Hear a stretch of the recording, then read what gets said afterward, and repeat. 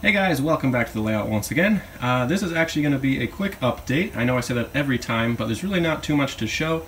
One thing that I have done very recently is I ordered some scenery materials, and I actually did my first test batch of scenery. So if we walk this way, we'll take a look at how that turned out. So that's just over here. I'll talk really quick about what I did here. Obviously a very small section here. I basically started here, stopped there, minus some of the dirt and Sculptamold. I just wanted to see how the grass would turn out and how the dirt would look, and I also still had to put that piece of drywall up there, so I'm avoiding doing anything over there because we'll have to sand that joint down. There'll be quite a bit of dust, but I figured here would be a relatively safe spot to do some scenery. You can see I am using static grass. It's kind of tough to see, but once it eclipses the truck there, you can kind of get a sense of that. And you can see it a lot better in person as well. So what I'm using here, and I actually probably should have gone over this when we were looking at the materials there just a second ago, but as you guys know, I've done a paper subshell, scenery subshell, and that's true for a lot of the upper level.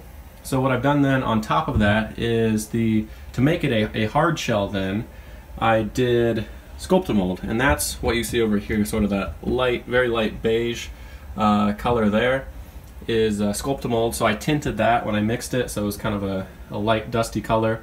And then on top of that, once that dried, all this over here you see is my dirt.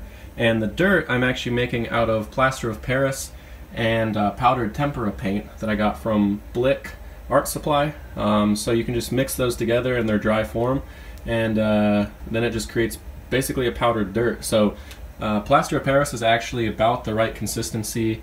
It's very fine and sort of dusty, but it looks great when it's on a HOCL layout.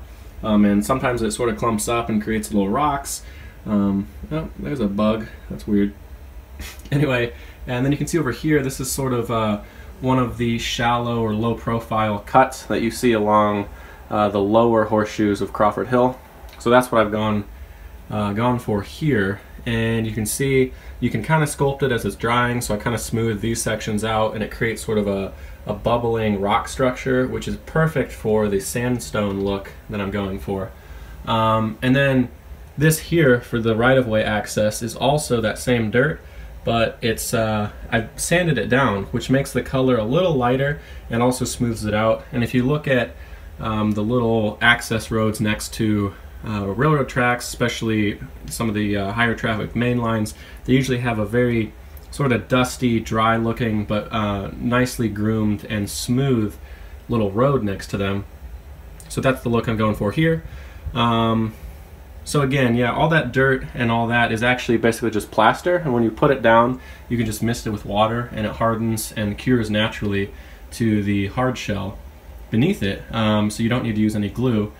And then of course on top of that I've been using static grass. This is from Woodland Scenics. It's a mix of light and medium green, and I just basically painted glue onto the surface and then did the static grass with an applicator, and then let it dry.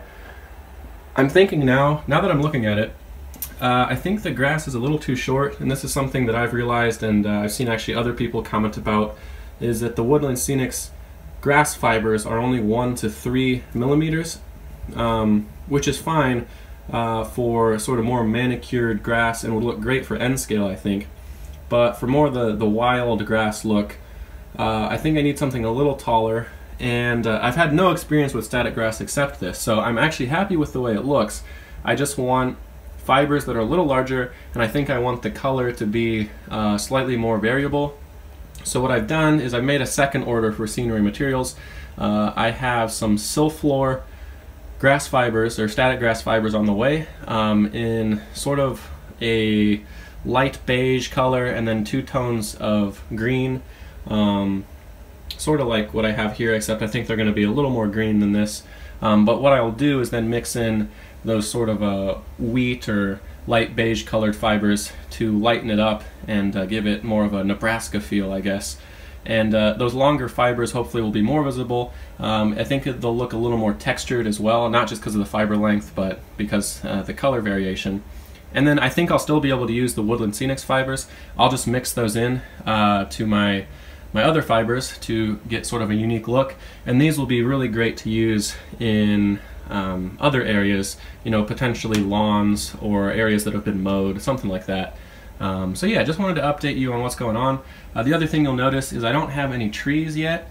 I've been looking online for sort of the best ways to make pine trees, because I want to specifically get the look down for Crawford Hill. And as you guys, or some of you may know, ponderosa pines are primarily what grow along Crawford Hill. So I have a number of photos of those pine trees, and along with the static grass that I just said I purchased, in that order I also have some tree materials coming in. And when those come in, I'll play around with those and see what formula I can come up with, and I'll share that when that is done.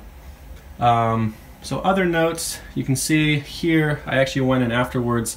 I'm going to extend this little, you can see this is sort of an access road, or not an access road, but sort of a farm country road there that continues off that way, and I'll have that sort of leave the scene up along the wall there. But I put down some joint compound there just to sort of smooth out the trail and make sure it's relatively level.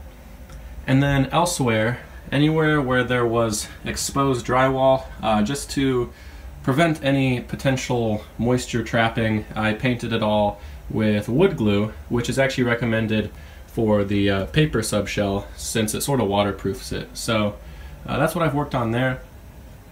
Other things, you'll notice I have done a little bit of the backdrop, and I think I had some of the backdrop painted last time, but I've done quite a bit more now. So all this long wall here is pretty much done, except for a few touch-up spots, especially down there by the portal. This over here I think was done for last time, I can't remember, but I do have the backdrop up here all painted. Again, a few spots to touch up, like I missed that screw hole there, but I'll get that. And then down here I finally got this section of backdrop in. I just need to do the other piece here, and then that will be ready for paint. And then I started to get a little bit here just to see how that would turn out. So it's definitely coming along. That is really all I have for this time. I was just kind of excited to get the scenery materials in. I was away in California for about a week, so when I got back I played around with this. Oh, I forgot to mention too, the ballast here is also Woodland Scenics. This is very fine, well, it's literally the fine mix, the fine granule, but what I really mean is it looks fine as well, and it's the gray blend with light gray mixed in to kind of lighten up the gray mixture. And then I've also mixed in a little bit of buff ballast as well to give it sort of a brown beige color. And then the web of the rails I painted with just a black acrylic, and then I'll come in with some weathering powders to give it sort of a dark brown grayish tint to it. So I still need to weather the track, but with the concrete ties I think I'm going to do the ballast first and then do the weathering on top. But with the wooden ties I'm going to have to airbrush those first. So yeah, I think that's all the notes I had on the scenery, and again that's all that's happened so far. So just wanted to update you quickly. I will get that other order of scenery materials in. I'm going to play around with my static grass formula and see if I can get something that looks a little better. I'm still happy with this, just I want something that pops a little bit more. And once that comes in I'll get back to you guys, unless something significant happens before then. So as always, thank you so much for watching. That's all I have for this time. Hopefully you enjoyed, and anyway, stay tuned. I'll see you guys next time.